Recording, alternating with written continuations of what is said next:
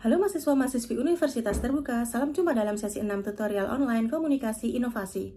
Pada sesi 6, kita akan membahas mengenai efektivitas komunikasi inovasi. Efektivitas dari komunikasi inovasi akan sangat berhubungan erat dengan strategi komunikasi inovasi. Secara garis besar, strategi komunikasi inovasi menentukan rencana kegiatan komunikasi inovasi yang dijabarkan dalam program-program komunikasi inovasi. Efektivitas komunikasi inovasi ini menyangkut ketercapaian tujuan yang sejalan dengan kebutuhan penerima manfaat pembaruan, dan berhubungan juga dengan ketepatan dan efisiensi cara berkomunikasi. Misal, untuk tujuan mengubah atau menyamakan pengetahuan, cara paling efektif dan efisien apabila dengan pendekatan komunikasi massal atau publik. Untuk tujuan mengubah sikap menjadi tertarik atau menyukai sesuatu, cara paling efektif jika melalui pendekatan komunikasi perorangan, seperti melalui tokoh-tokoh atau figur kunci. Untuk tujuan mengubah keterampilan, cara yang paling efektif dan efisien apabila menggunakan komunikasi kelompok, seperti demonstrasi cara atau berupa praktik keterampilan. Jadi bisa disimpulkan bahwa komunikasi inovasi dapat dilakukan dengan dua pendekatan, yaitu interpersonal atau dengan pendekatan komunikasi massa. Secara interpersonal, efektivitas komunikasi inovasi melalui pendekatan interpersonal dapat dilakukan dengan 5 pertimbangan, yaitu keterbukaan, empati, sikap mendukung, sikap positif, dan kesetaraan.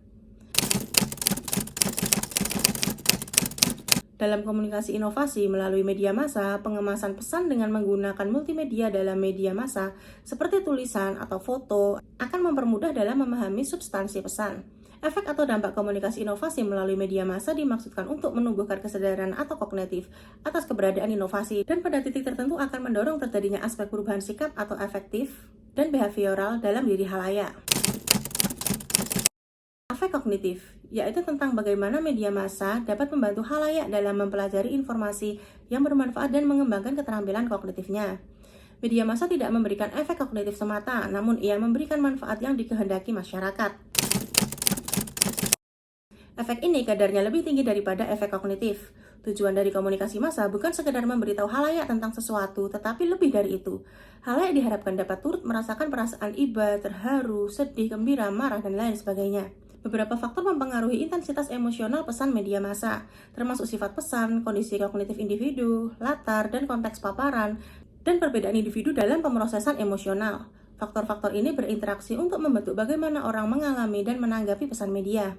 Faktor-faktor tersebut antara lain, suasana emosional, menonton sebuah sinetron di televisi atau membaca novel akan dipengaruhi oleh suasana emosional kita. Adegan-adegan lucu akan menyebabkan kita tertawa terbahak-bahak bila kita menontonnya dalam keadaan senang. Skema kognitif merupakan naskah yang ada dalam pikiran kita yang menjelaskan tentang alur peristiwa. Skema, nilai, dan keyakinan yang ada dapat mempengaruhi bagaimana individu menafsirkan dan menanggapi pesan media. Suasana terpaan atau setting exposure. Lingkungan fisik atau sosial tempat konsumsi media terjadi dapat mempengaruhi pengalaman emosional. Misalnya, jika kita menonton film horor sendirian dibandingkan dengan bersama teman dapat menimbulkan tingkat ketakutan yang berbeda. Predisposisi individual mengacu pada karakteristik khas individu. Orang yang melankolis cenderung lebih menanggapi tragedi dengan lebih emosional dibandingkan orang yang periang. Orang yang periang akan senang bila melihat adegan-adegan lucu atau film komedi daripada orang yang melankolis. Efek behavioral merupakan akibat yang timbul pada diri khalayak dalam membentuk perilaku, tindakan, atau kegiatan. Komunikasi yang efektif bertujuan untuk menerjemahkan pemahaman kognitif dan emosi positif menjadi tindakan nyata seperti membeli produk, berpartisipasi dalam proyek, atau aksi nyata melakukan perubahan. Pada akhirnya, efektif tidaknya suatu kegiatan komunikasi inovasi akan ditentukan oleh unsur-unsur komunikasi. Aspek-aspek yang ada pada sumber dan penerima komunikasi yang mempengaruhi efektivitas komunikasi inovasi yaitu keterampilan, sikap mental, pengetahuan, dan posisinya dalam sistem sosial. Selain itu, aspek-aspek yang ada pada pesan seperti kode pesan, isi pesan, dan wujud pesan juga mempengaruhi efektivitas komunikasi. Setelah memahami materi tentang efektivitas komunikasi inovasi, pembahasan yang lebih mendalam mengenai strategi komunikasi dalam komunikasi inovasi dapat Anda pelajari pada modul 6 halaman 22 hingga akhir.